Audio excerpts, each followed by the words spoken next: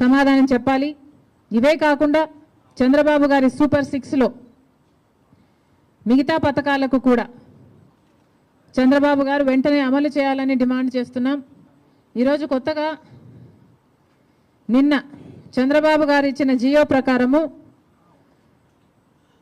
అమ్మకి వందనం అనే పథకం, అమ్మకి వందనం అనే పథకంలో చంద్రబాబు గారు వాగ్దానం చేసినప్పుడు ప్రతి తల్లికి ఎంతమంది బిడ్డలుంటే అంతమంది, ఒకరుంటే 15,000 వస్తుంది, ఇద్దరుంటే 30,000 వస్తుంది, ముగ్గురుంటే 45,000 వస్తుంది, నలుగురుంటే ఏకంగా 60,000 వస్తుంది అని చంద్రబాబు గారు ఊదరగొట్టి మరీ క్యాంపెయిన్ చేశారు. మరి ఈ స్కీమ్కు విధి విధానాలు ఎలా ఉంటాయి? చంద్రబాబు గారు నిన్న విడుదల చేసిన జీవోలో అయితే ప్రతి తల్లికి అని రాశారు. అంటే ఈ పథకం ప్రతి తల్లికి 15,000నా లేకపోతే ప్రతి బిడ్డకు 15,000నా? చాలా కన్ఫ్యూజింగ్గా ఉంది. ఈ సాక్షి పత్రిక అయితే ప్రతి తల్లికి 15,000 మాత్రమే, అంటే ఒక్కరికే ఇస్తారు, తల్లికి ఇస్తారు, ఒక బిడ్డకు చొప్పునే ఇస్తారు, మిగతా వాళ్ళకందరికీ ఎగనామం పెడతారు అని సాక్షి రాయడం జరిగింది. మరి చంద్రబాబు గారు దీనికి క్లారిటీ ఇవ్వాలి. ఈ పథకం వర్తిస్తున్నది ప్రతి తల్లికి 15,000 లేకపోతే ప్రతి బిడ్డకు 15,000? చంద్రబాబు గారు వాగ్దానం చేసినట్టు ప్రతి బిడ్డకు 15,000 ఇవ్వాలని, ఆ లెక్కన నలుగురు బిడ్డలుంటే 60,000 ఇవ్వాలని మేము డిమాండ్ చేస్తున్నాం. ఇంకో మారు సాక్షిని నడుపుతున్న జగన్మోహన్ రెడ్డి గారు కూడా సమాధానం చెప్పాలి. ఇలాగే జగన్మోహన్ రెడ్డి గారు కూడా అమ్మఒడి అనే పథకం, ఆయన ముఖ్యమంత్రి కాకముందు అమ్మఒడి పథకం కింద మేము ప్రతి బిడ్డకు 15,000 ఇస్తాము అని ఆ రోజు వాగ్దానం చేశారు.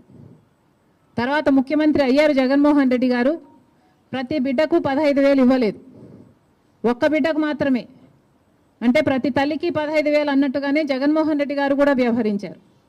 మరి జగన్మోహన్ రెడ్డి గారికి ఆ వాగ్దానం గుర్తులేదేమో ఈరోజు చంద్రబాబు గారు గురించి రాస్తున్నారు. జగన్మోహన్ రెడ్డి గారు కూడా ఇదే వాగ్దానాన్ని ఇచ్చి మాట తప్పడం జరిగింది. తల్లికి 15,000 అని అనకుండా ఆ రోజు బిడ్డకు ఎంతమంది బిడ్డలుంటే అంతమంది బిడ్డలకు 15,000 ఇస్తాము అని తాను చెప్పడమే కాదు, జగన్మోహన్ రెడ్డి గారి తరఫున క్యాంపెయిన్ చేసిన నేను కూడా, నాతో కూడా అదే వాగ్దానమే చెప్పించారు.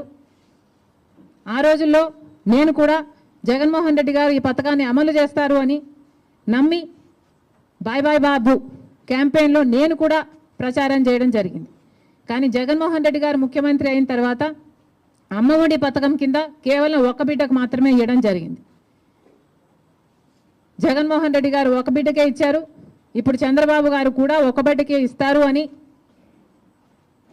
అర్థం వచ్చేటట్టుగా నిన్న జీవోలో ప్రతి తల్లికి 15,000 అని రాయటం జరిగింది. కాబట్టి చంద్రబాబు గారు దీని మీద క్లారిటీ ఇవ్వాల్సిన అవసరం ఉంది అని కాంగ్రెస్ పార్టీ డిమాండ్ చేయడమే కాకుండా ప్రతి బిడ్డకు మీరు వాగ్దానం చేసినట్టు సూపర్ 6లో ఉన్న ప్రతి వాగ్దానము నిలబెట్టుకోవాలని కాంగ్రెస్ పార్టీ చంద్రబాబు గారిని, కూటమిని డిమాండ్ చేస్తున్నాం. ఇక ఇటీవల క్రియేట్ చేస్తున్న కన్ఫ్యూషన్ విశాఖపట్నం స్టీల్స్, వైజాగ్ స్టీల్కి సంబంధించి తెలుగుదేశం పార్టీ ప్రజాప్రతినిధులే రకరకాలుగా మాట్లాడుతున్నారు. ఒకరేమో అది లాస్ మేకింగ్ కంపెనీ, అమ్మక తప్పదు అని ఒక రకంగా మాట్లాడతారు. ఇంకొకరేమో ప్రైవేటైజ్ చేయము అని మాట్లాడతారు. అసలు విశాఖ స్టీల్కు ఇంత ప్రమాదం ఎందుకు వచ్చిందో ఆంధ్ర రాష్ట్ర ప్రజలందరూ కూడా ఆలోచన చేయాలి. అధికారంలో ఉన్న బీజేపీ పార్టీ అయితేమి, ఇక్కడ అధికారంలో ఉన్న చంద్రబాబు గారు అయితేనేమి ఆలోచన చేయాలి. అసలు వైజాగ్ స్టీల్కి ఇంతవరకు క్యాప్టివ్ మైన్ అనేది లేకుండా పోయింది. రాజశేఖర రెడ్డి గారి హయాంలో రాజశేఖర రెడ్డి గారు వైజాగ్ స్టీల్కి ఒక క్యాప్టివ్ మైన్ ఉండాలి అనే ఉద్దేశంతో అనంతపూర్ దగ్గర ఒక మైన్ను ఐడెంటిఫై చేయడమే కాకుండా ట్రైపార్టీ అగ్రిమెంట్ స్థాయి వరకు కూడా క్యాప్టివ్ మైన్ కోసం ప్రయత్నం చేయడం జరిగింది. తర్వాత వచ్చిన ముఖ్యమంత్రులు ఎవరు పని పట్టించుకోవడం మనం చూడలేదు. రాజశేఖర రెడ్డి గారు ముఖ్యమంత్రిగా ఉన్నప్పుడు ఆర్థికంగా కూడా వైజాగ్ స్టీల్కి 100 కోట్లు ఇచ్చి ఆదుకోవడం జరిగింది. మరి ఆ తర్వాత ఏ ముఖ్యమంత్రులు వైజాగ్ స్టీల్ గురించి పట్టించుకోవడం చూడలేదు. ఎందుకు అని అడుగుతున్నాం. ఇప్పుడు మాట్లాడుతున్న తెలుగుదేశం వాళ్ళు చెప్తున్న మాటలు మేము మోడీతో మాట్లాడతాం, ఒప్పిస్తాం అన్నట్లుగా మాట్లాడుతున్నారు. అంటే మోడీ ఒప్పుకోకపోతే వైజాగ్ స్టీల్ ప్రైవేటైజ్ చేస్తారా? ఏం చెప్పదలుచుకున్నారు? ఏ మోడీతో మాట్లాడతారు?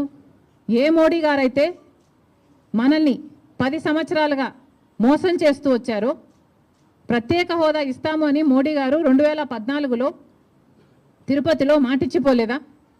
మరి 10 ఏళ్ళుగా ఏం చేశారు మోడీ గారు? ఒక్క వాగ్దానమైన మోడీ గారు నిలబెట్టుకోగలిగారా? ప్రత్యేక హోదా అయితేనేమి, పోలవరం అయితేనేమి, కడప స్టీల్ ఫ్యాక్టరీ అయితేనేమి, పోర్ట్లు అయితేనేమి, ఇలాంటి ఒక్కటంటే ఒక్కటి కూడా, రాజధాని విషయం అయితేనేమి ఒక్కటి కూడా మోడీ గారు మాట నిలబెట్టుకోలేదు. మరి అదే మోడీ గారి మీద మళ్ళా మాకు నమ్మకం ఉంది, మోడీ గారు ఆదుకుంటారు అన్నట్టుగా మాట్లాడుతున్నారే. టీడీపీ పార్టీ గుర్తుపెట్టుకోవాలి, రాత్రి పడిన గుంతలోనే పగలు కూడా పడే ప్రమాదం ఉంది. ఒకసారి ఆలోచన చేసి మీరు ఎవరిని నమ్ముతున్నారో, ప్రజలకు ఏం మాట్లాడుతున్నారో, ఏం మాటలు చెప్పారో ఆలోచన చేయండి. మోడీ అంటేనే మోసం, మోడీ అంటేనే వెన్నుపోటు. ఆంధ్ర రాష్ట్రానికి ఇప్పటికే 10 సంవత్సరాలుగా వెన్నుపోటు పొడుస్తూనే ఉన్నాడు మోడీ గారు. అలాంటి మోడీ గారి చేతుల్లో వైజాగ్ స్టీల్ పెట్టడం అన్నది దారుణం. జగన్మోహన్ రెడ్డి గారు 5 సంవత్సరాలు ముఖ్యమంత్రిగా ఉండి కూడా రాజశేఖర్ రెడ్డి గారికి అంత ఇష్టమైన ప్రాజెక్ట్ అది అని తెలిసి కూడా రాజశేఖర్ రెడ్డి గారు వైజాగ్ స్టీల్స్ కోసం, క్యాప్టివ్ మైన్ కోసం ప్రయత్నించడమే కాకుండా, ఆర్థికంగా ఆదుకోవడమే కాకుండా, రాజశేఖర్ రెడ్డి గారు అంతా వైజాగ్ స్టీల్ కోసం చేస్తే ముఖ్యమంత్రిగా ఉండి కూడా జగన్మోహన్ రెడ్డి గారు ఒక్క ఫింగర్ కూడా ఎత్తలేదు వైజాగ్ స్టీల్ని కాపాడడం కోసం. ఎందుకు అని అడుగుతున్నాం. వైజాగ్ స్టీల్ నష్టాలలో ఉందా అన్నట్టుగా ఆ గ్రూపుల ఆర్గనైజేషన్లు వచ్చి మాట్లాడితే, అయ్యో నష్టాలలో ఉందా అన్నట్లుగా జగన్మోహన్ రెడ్డి గారు ప్రశ్నించడం జరిగింది. ఇప్పుడు చంద్రబాబు గారేమో నోరిప్పకుండా వాళ్ళ చేత కన్ఫ్యూజింగ్ స్టేట్మెంట్స్ ఇప్పిస్తున్నారు. చంద్రబాబు గారిని డిమాండ్ చేస్తున్నాం, చంద్రబాబు గారే మాట్లాడాల్సిన అవసరం ఉంది.